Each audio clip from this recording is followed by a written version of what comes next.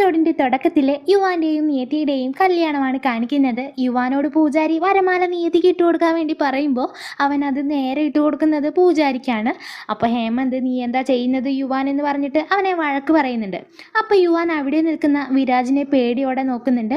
കാരണം അവർ പറഞ്ഞതുപോലെ അനുസരിച്ച് നിയതിയെ വിവാഹം കഴിച്ചില്ലെങ്കിൽ വിരാജ് ബന്നിയെ ഉപദ്രവിക്കുമെന്ന് പറഞ്ഞിട്ട് യുവാനെ ഭീഷണിപ്പെടുത്തിയിട്ടുണ്ടാവും. അങ്ങനെ അവൻ ആ മാല ഇട്ട് കൊടുക്കുന്നുണ്ട്. ഈ സമയം ബന്നി അവളുടെ കസ്റ്റമേഴ്സിനെ എല്ലാം ഡീൽ ചെയ്തിട്ട് യുവാൻ്റെ വീടിൻ്റെ ഉള്ളിലേക്ക് വണ്ടിയുമായിട്ട് വരുന്നുണ്ട്.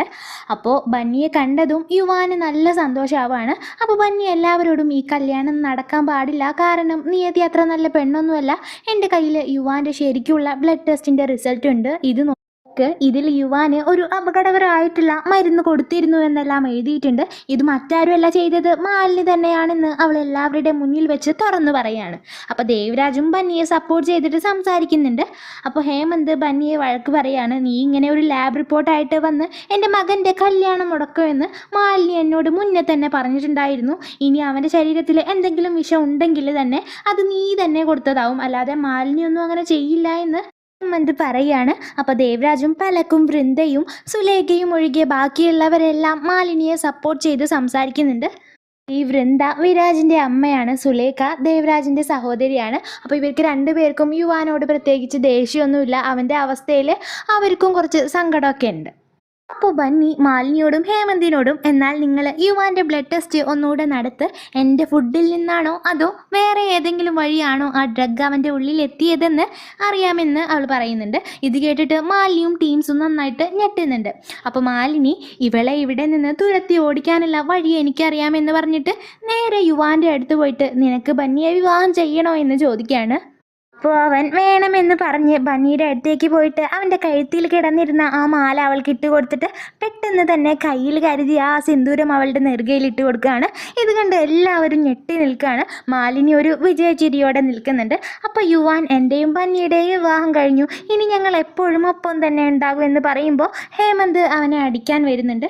അത് മാലിനി തടഞ്ഞിട്ട്, നിങ്ങൾക്ക് അടിക്കണമെങ്കിൽ എന്നെ അടിക്കൂ, കാരണം ഞാനാണ് അവനോട് ബന്നിയെ വിവാഹം ചെയ്യാൻ വേണ്ടി പറഞ്ഞതെന്ന് പറയാണ്. അപ്പോൾ എന്നിട്ട് ബന്നിയെയും യുവാനെയും ആൾ കൊണ്ടുപോയിട്ട് മണ്ഡപത്തിൽ ഇരുത്തുന്നുണ്ട്. പക്ഷേ ബന്നി ആകെ ഷോക്കിലാകും ഇരിക്കുന്നുണ്ടാവുക. അവസാനം അവൾ പെട്ടെന്ന് എണീച്ചിട്ട് വിവാഹം നടക്കില്ല എന്ന് പറയുമ്പോൾ മാലിനി അവളോട്, അതെന്താ നീ അങ്ങനെ പറഞ്ഞത്, നീ യുവാൻ്റെ ഫ്രണ്ട് അല്ലേ, അവൻ്റെ കാര്യങ്ങളൊക്കെ നോക്കാൻ നിനക്ക് നല്ല മിടുക്കാണല്ലോ, ഇപ്പോൾ ഈ കല്യാണക്കാരും മാത്രം എന്താ നീ പറ്റില്ല എന്ന് പറയുന്നത്, നീയല്ലേ പറഞ്ഞ ഞാൻ യുവാന് വിഷമൊക്കെ കൊടുക്കുവാണെന്ന്, എന്നാൽ നീ എന്നെ അവനെ ജീവിതകാലം മുഴുവൻ നോക്ക്, നിനക്ക് ഞാൻ 2 ഓപ്ഷൻ തരാം, ഒന്ന് യുവാന് വിവാഹം ചെയ്ത് അവൻ്റെ ഭാര്യയായി ഈ വീട്ടിലേക്ക് വരാം, 2 ഞങ്ങളുടെയും യുവാൻ്റെയും ജീവിതത്തിൽ നിന്ന് എന്നേക്കുമായിട്ട് ഒഴിഞ്ഞു പോകണമെന്ന് മാലിനി പറയാണ്.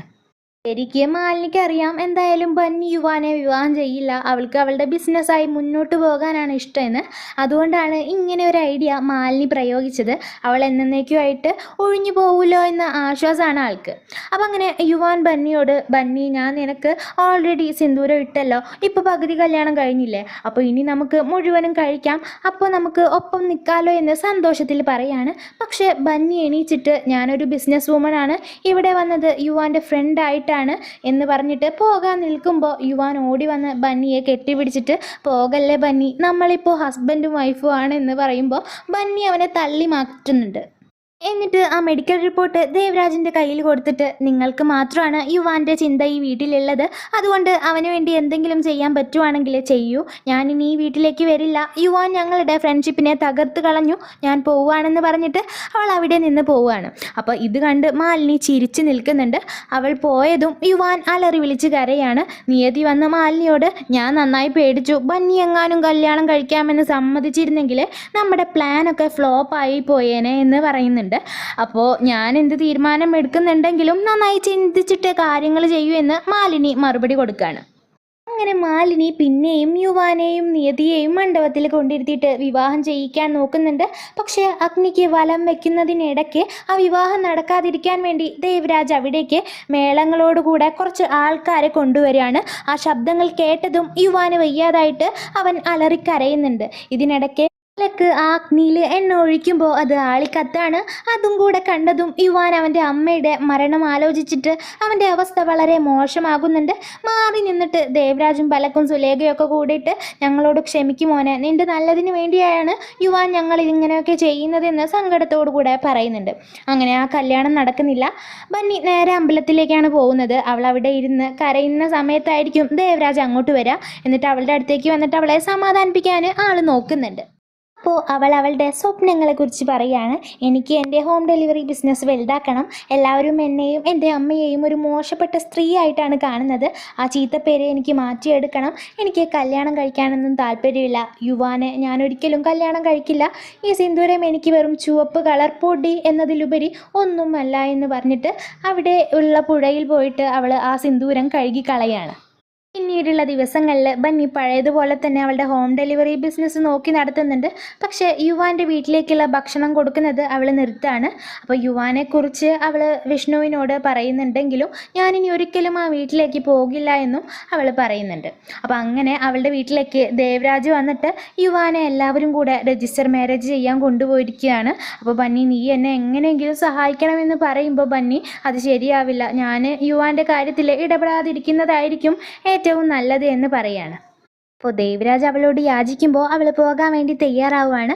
അങ്ങനെ അവിടെ റോഡ് പണി നടക്കുന്നെന്നുള്ള പേരിൽ യുവാനും ബാക്കിയുള്ളവരും സഞ്ചരിച്ചുകൊണ്ടിരുന്ന ആ കാറ് അവൾ ബ്ലോക്ക് ചെയ്യുന്നുണ്ട്. എന്നിട്ട് എല്ലാവരും പുറത്തിറങ്ങി നിൽക്കുന്ന സമയം ആരുടെയും കണ്ണിൽ പെടാതെ യുവാനുമായിട്ട് അവൾ പോകുന്നുണ്ട്. അപ്പോൾ കുതിരയുടെ മുകളിലൊക്കെ വന്നിട്ട് ഒരു ഹീറോയിക് എൻട്രിയാണ് ബന്നി നടത്തുന്നത്. അങ്ങനെ ബന്നിയെ കണ്ട് യുവാൻ ഒരുപാട് സന്തോഷമാവുന്നുണ്ട്. അപ്പോൾ അവനെ കാണാതെ മാലിനിയും ബാക്കിയുള്ളവരും അവിടെയൊക്കെ തെരഞ്ഞിട്ട് അവസാനം വീട്ടിലേക്ക് തിരിച്ചു പോവുകയാണ്. അപ്പോൾ മാലിനി യുവാനെ കടത്തിക്കൊണ്ട് പോകാനുള്ള ധൈര്യം ആ ബന്നിക്ക് മാത്രമേ ഉള്ളൂ. അവൾ തന്നെയാകും ഇതിന് പിന്നിൽ. അതുകൊണ്ട് അവർ രണ്ടുപേരെയും എത്രയും പെട്ടെന്ന് തന്നെ കണ്ടുപിടിക്കണമെന്ന് ദേഷ്യത്തോടു കൂടെ അവരോട് പറയുന്നുണ്ട്. ബന്നിയും യുവാനും കൂടെ ഒരു അമ്പലത്തിലാകും പോയിട്ടുണ്ടാവുക. അവിടെ വെച്ച് അവളുടെ കാലിന്മേൽ കല്ല് കുത്താതിരിക്കാൻ വേണ്ടിയിട്ട് യുവാൻ അവൻ്റെ കൈ അവളുടെ കാലിനടിയിൽ വെച്ചിട്ട് പിന്നെ അവൾക്ക് ചെരുപ്പെല്ലാം ഇട്ട് കൊടുക്കുകയാണ്. ഇതെല്ലാം കണ്ട് ബന്നി അവനെ സ്നേഹത്തോടെ നോക്കുന്നുണ്ട്. അപ്പോൾ ഈ സമയം ദേവരാജ് ബന്നിയുടെ മാമനോടും മാമിയോടും എങ്ങനെയെങ്കിലും ബന്നിയെ യുവാനുമായിട്ടുള്ള വിവാഹത്തിന് സമ്മതിപ്പിക്കണമെന്ന് പറയുന്നുണ്ട്. പിന്നെ ബന്നി യുവാനോട് ഇനി നീ ഒരിക്കലും എന്നോട് കല്യാണത്തിൻ്റെ കാര്യം പറയില്ല എന്ന് സത്യം ചെയ്യുമെന്ന് പറയുമ്പോൾ യുവാനാകെ സങ്കടത്തിൽ നിൽക്കുകയാണ്. അവസാനം അവൾക്ക് കരഞ്ഞുകൊണ്ട് അവന് വാക്ക് കൊടുക്കുന്നുണ്ട്. അവൻ്റെ അമ്മയെ തൊട്ടാണ് അവൻ സത്യം ചെയ്യുന്നത്. എന്നിട്ട് യുവാൻ അവളോട് ബന്നി, നിൻ്റെ ബന്നീച്ചോ ഹോം ഡെലിവറി ബിസിനസ് വലുതാക്കാൻ ഞാൻ നിന്നെ സഹായിക്കാം, ഞാനും നിൻ്റെ ഒപ്പം ഉണ്ടാകും എന്ന് പറയുമ്പോൾ അവൾ സന്തോഷത്തോടെ നിൽക്കുന്നുണ്ട്. പിന്നെ യുവാൻ്റെ തോളിൽ ബന്നി പിടിക്കുമ്പോൾ അവൻ വേദന കൊണ്ട് കരയാണ്. അപ്പോൾ എന്തു പറ്റിയെന്ന് അവൾ ചോദിക്കുമ്പോൾ എന്നെ വിരാജ് ഇന്നലെ രാത്രി അടിച്ചു എന്നവൻ പറയാണ്. അപ്പോൾ ബന്നി മുറിവിലെല്ലാം മരുന്ന് പുരട്ടി കൊടുക്കുന്നുണ്ട് അവൻ്റെ. അപ്പോൾ യുവാൻ എന്നെ വിരാജ് എപ്പോഴും അടിക്കാറുണ്ട്, ഇന്നലെ ബന്നി ബന്നി എന്ന് മാത്രമേ നീ എപ്പോഴും പറയുക എന്നൊക്കെ പറഞ്ഞാണ് എന്നെ അടിച്ചത്. ഞാൻ കരയുമ്പോൾ ശബ്ദം ഉണ്ടാക്കരുത് എന്ന് പറയും, പിന്നെയും നന്നായി അടിക്കും. ഞാൻ ഉറങ്ങിക്കിടക്കുവാണെങ്കിൽ പോലും വാതിലടച്ചിട്ട് എന്നെ വന്ന് നല്ല അടി അടിക്കാറുണ്ട് ഒക്കെ അവൻ കരഞ്ഞിട്ടാണ് പറയുന്നത്. അപ്പോൾ ഇതൊക്കെ കേട്ടിട്ട് ബന്നിക്ക് ഒരുപാട് സങ്കടമാവുകയാണ്. വിരാജിനുള്ളത് ഞാൻ നന്നായി കൊടുത്തോളാം, നല്ല അടി അവന് കൊടുക്കുന്നുണ്ടെന്ന് ബന്നി അവനോട് പറയുന്നുണ്ട്. അപ്പോൾ യുവാനാണെങ്കിൽ എന്നാൽ ബന്നി നീ ഒരു കാര്യം ചെയ്യേ, നീ എന്നെ കല്യാണം കഴിക്കേ ബന്നി, അപ്പോൾ നീ എപ്പോഴും എൻ്റെ ഒപ്പം ഉണ്ടാവുമല്ലോ എന്ന് പറഞ്ഞിട്ട് പെട്ടെന്ന് അവൻ നിർത്തുകയാണ്. അപ്പോഴാണ് അവൻ ആലോചിക്കുന്നത് അവൻ അവൾക്ക് വാക്ക് കൊടുത്തിട്ടുള്ളത് കല്യാണത്തിനെ കുറിച്ചൊന്നും ഇനി സംസാരിക്കില്ല എന്ന് പറഞ്ഞിട്ടുണ്ടായിരുന്നല്ലോ. അപ്പോൾ അതവൻ അപ്പോഴാണ് ഓർക്കുന്നത്. സോറി ബന്നി, ഞാനിനി കല്യാണത്തിനെ കുറിച്ചൊന്നും പറയില്ല. എന്നെ ഇനി വിരാജ് അടിക്കുമ്പോൾ നീ ഇതുപോലെ എനിക്ക് മരുന്ന് വെച്ച് തന്നാൽ മതി, അപ്പോൾ എൻ്റെ വേദന മാറിക്കൊള്ളൂ എന്ന് പറഞ്ഞിട്ട് അവൻ കരയുമ്പോൾ ബന്നിയും കൂടെ കരയുന്നുണ്ട്. അപ്പോൾ ഈ സീനും കാണിച്ചുകൊണ്ടാണ് ഈ എപ്പിസോഡ് ഇവിടെ അവസാനിക്കുന്നത്. അപ്പോൾ ഈ സീരിയൽ എത്രയും പെട്ടെന്ന് തീർക്കുന്നതാണ്. അപ്പോൾ എല്ലാവർക്കും വീഡിയോ ഇഷ്ടപ്പെട്ടെങ്കിൽ ലൈക്ക് ചെയ്യുക. ആദ്യമായി ചാനൽ കാണുന്നവരാണെങ്കിൽ സബ്സ്ക്രൈബ് ചെയ്ത് സപ്പോർട്ട് ചെയ്യുക. കമൻറ്റ് ചെയ്തിട്ട് എല്ലാവരും അഭിപ്രായം അറിയിക്കുക. അപ്പോൾ അടുത്ത വീഡിയോ ആയിട്ട് വീണ്ടും കാണാം.